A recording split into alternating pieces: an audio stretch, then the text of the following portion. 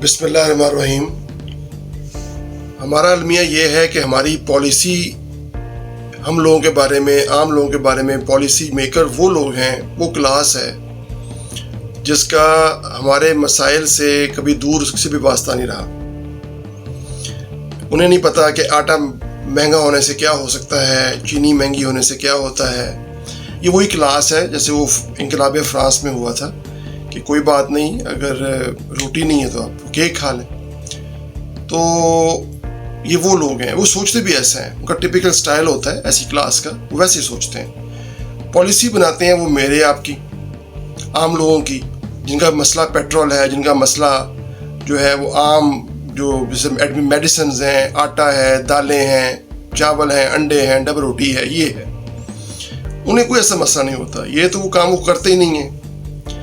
تو ان کے ملازمین یہ کام کرتے ہیں، یہاں سے ایچسن سے پڑھے، ہارورڈ چلے گئے، کیمبرج چلے گئے، آکسفورڈ چلے گئے، وہاں سے پڑھ کے آئے، یہاں افسر لگ گئے۔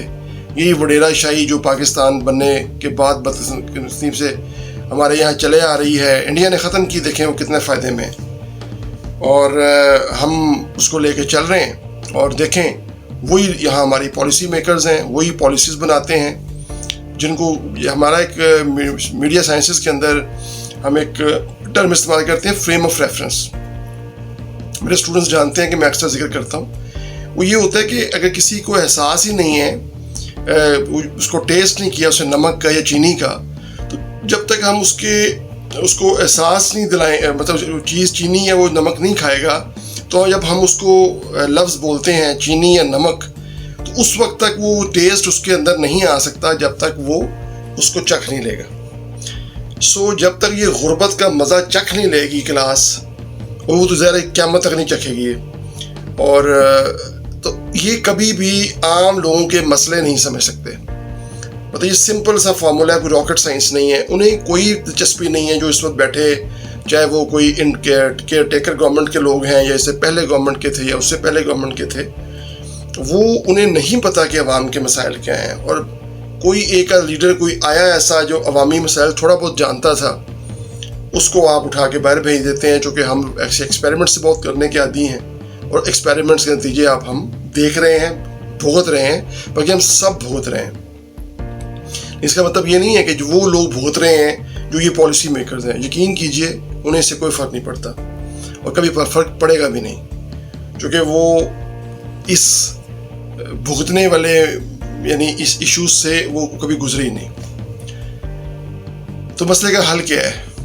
اب یہ نہ سمجھیے گا صرف کہ وہ کرپٹ ہیں تو یہ نیچے کرپٹ نہیں ہے۔ آپ یقین کیجئے کہ اوپر اگر کوئی سیاستدان یا کوئی بیوروکریٹ جو ہے یا کوئی اور جاگیردار جو ہے کسی لیول پہ کرپٹ ہے، اس نے کروڑوں روپے کا گھپلا کیا ہے یا رشوت لی ہے یا بلیک مارکیٹنگ کی ہے، تب یقین کیجئے کہ اتنا ہی کرپٹ اس ملک کے اندر ایک جو عام گلی محلے میں باہر چھاپڑی فروش ہے، وہ بھی جو بیچنے آتا ہے، پیاز بیچنے آتا ہے یا آلو بیچنے آتا ہے، وہ بھی اتنا ہی کرپٹ ہے۔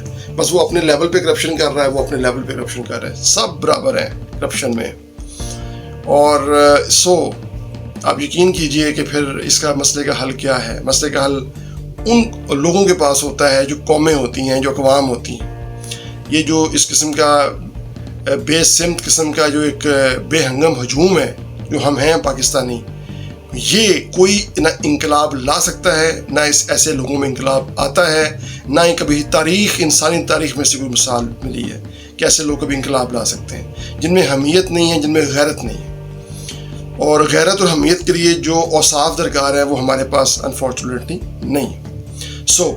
یہ سب اس طرح ہی چلتا رہے گا، یہ جو غریب کرپٹ عوام ہے یہ اس طرح ہی پستی رہے گی، اور جو ایلیٹس جو ہیں، کرپٹ ایلیٹس ہے، وہ اسی طرح یہی تماشا کرتی رہے گی۔ اپنا ڈھیر سارا خیال رکھیں۔